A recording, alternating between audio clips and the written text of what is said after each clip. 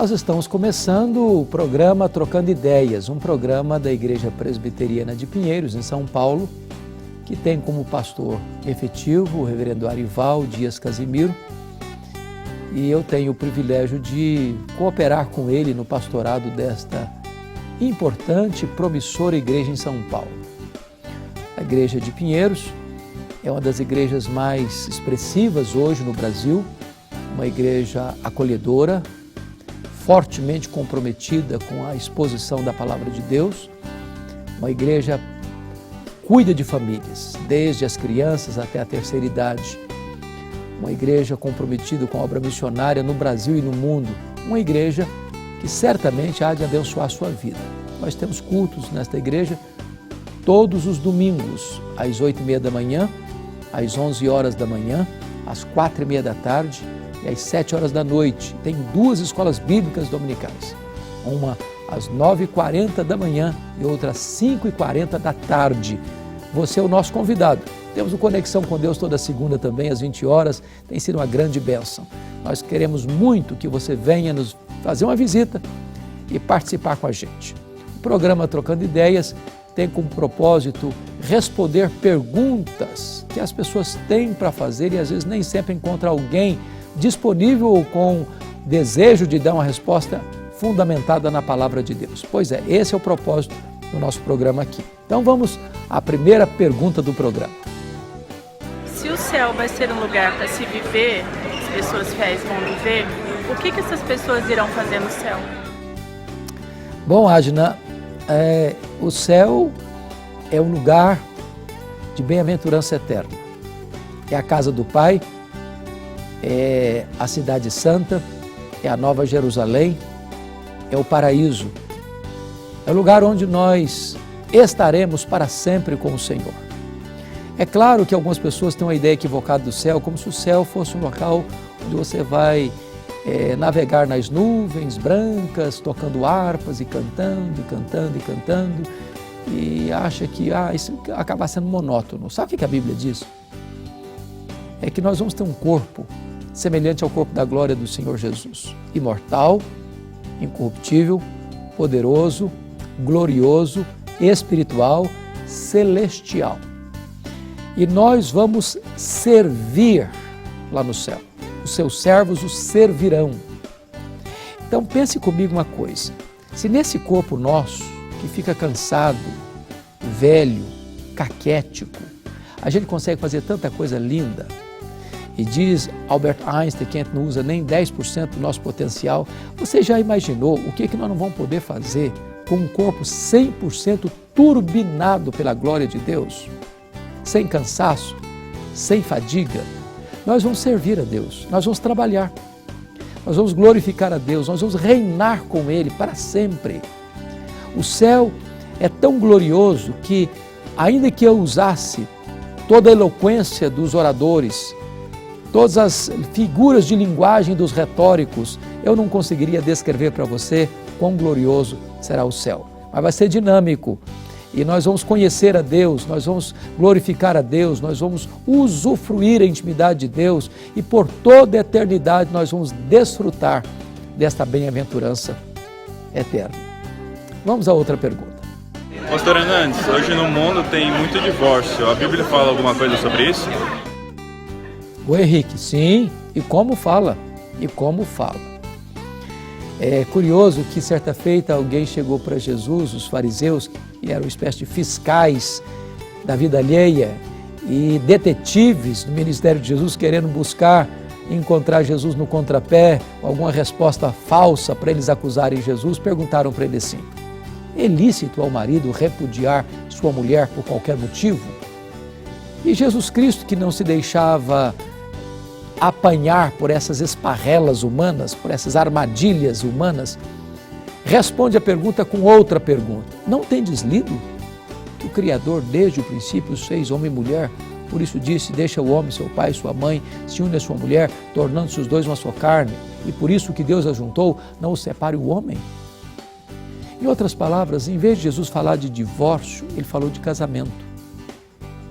Hoje nós temos muitos divórcios porque as pessoas refletem pouco sobre o que é casamento. Muitas pessoas hoje já entram para o casamento deixando a porta dos fundos aberta, como se fosse um contrato de risco. Qualquer crise, qualquer problema, já pensam em desistir do casamento. E é um fato curioso, é que 70% das pessoas que se divorciam e casam de novo 10 anos depois, descobrem que o segundo casamento foi pior que o primeiro. Então, a solução de um casamento que está passando por lutas não é o divórcio, é resolver os problemas naquele casamento e restaurar a vida plena do casal. Jesus Cristo, quando tratou do assunto, ele disse que qualquer homem que repudiar sua mulher, não sendo por causa de relações sexuais ilícitas e casar com outra, comete adultério. Em outras palavras, a única condição permitida para o divórcio, segundo Jesus, é a infidelidade conjugal. Isso não significa que tem que ser imperativo. O perdão é melhor do que o divórcio. O apóstolo Paulo, quando tratou da mesma matéria, divórcio, na primeira carta aos Coríntios, capítulo 7, versículo 15, diz que o abandono irremediável, irreversível de um dos cônjuges, da relação conjugal, leva ao cônjuge abandonado à libertação ou o livramento ou a não ficar preso àquele vínculo, àquele jugo conjugal. Então, à luz das Escrituras, temos apenas duas condições para divórcio: ou infidelidade conjugal ou abandono irremediável. Fora disso, não há nenhuma base bíblica para divórcio. O divórcio é uma instituição humana, não divina. O casamento é instituição divina, o divórcio não. O divórcio é permitido, nunca ordenado por Deus. Melhor do que o divórcio é o perdão. O casamento pode ser curado, pode ser restaurado e pode ser uma grande fonte de bênção, de alegria e de prazer. Então, não pense em divórcio, pense em casamento. Vamos à outra pergunta. Pastor, tudo bem? Diz uma coisa, por que a Bíblia condena a prática do aborto? Ô Wagner, é porque o aborto é um assassinato. Uma pessoa que está dentro do ventre da sua mãe, ela é um ser humano. Ela ainda não veio à luz, não nasceu ainda, mas é assim que a Bíblia vê. No Salmo 139, Davi diz que Deus conheceu a substância, a sua vida, quando ela era uma substância informe no ventre da sua mãe. Então, quando uma pessoa aborta de forma deliberada, consciente, ela está, de certa forma, transgredindo o sexto mandamento: não matarás. E mais, o aborto é um crime hediondo, porque é assassinar um ser indefeso. E pior, é matar um ser indefeso no local que deveria ser o seu lugar de maior abrigo, que é o ventre materno. É transformar o ventre materno num patíbulo de tortura.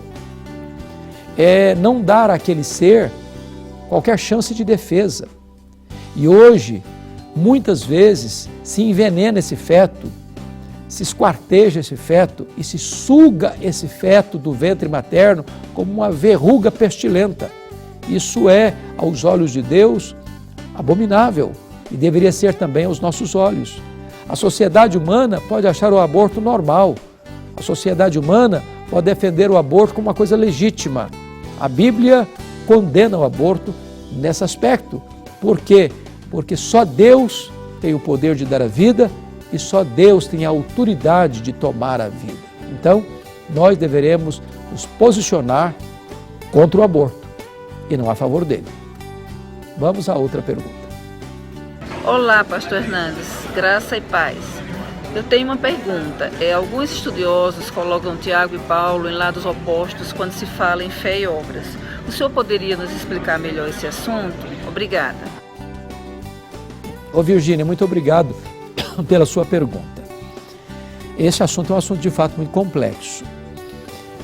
O próprio Lutero, reformador Lutero, ele teve algumas dificuldades com respeito a Tiago, inclusive chamando Tiago de carta de palha, pelo fato de Tiago dar tanta ênfase à questão das obras.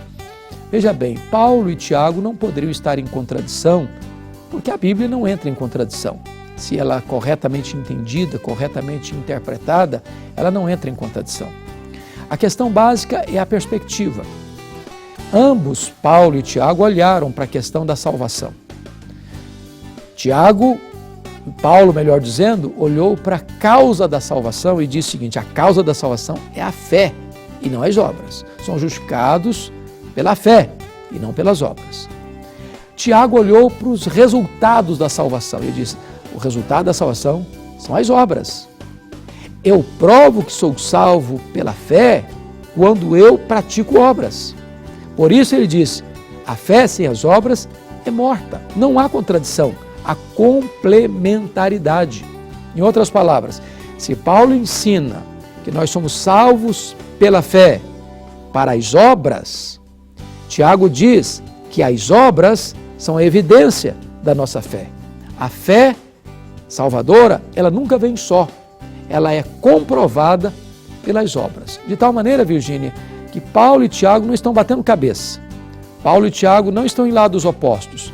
Paulo e Tiago estão olhando para o mesmo assunto, a salvação. Um olha para a causa da salvação e diz que é pela fé. O outro olha para a consequência da salvação e diz é provada e comprovada pelas obras. Vamos, então, a mais esta pergunta. Bom, culpa é um sentimento avassalador. Gostaria de compreender um pouco melhor sobre esse assunto. Pode me explicar um pouco? Oi, Alice, tenho muito prazer de explicar para você um pouco deste assunto, sim. A culpa, de fato, é um sentimento avassalador. Muitas pessoas têm ceifado a própria vida por causa do sentimento de culpa. Eu quero dizer para você que há 3 aspectos nesse assunto. Primeiro, é quando a pessoa sente a culpa e não tem o delito.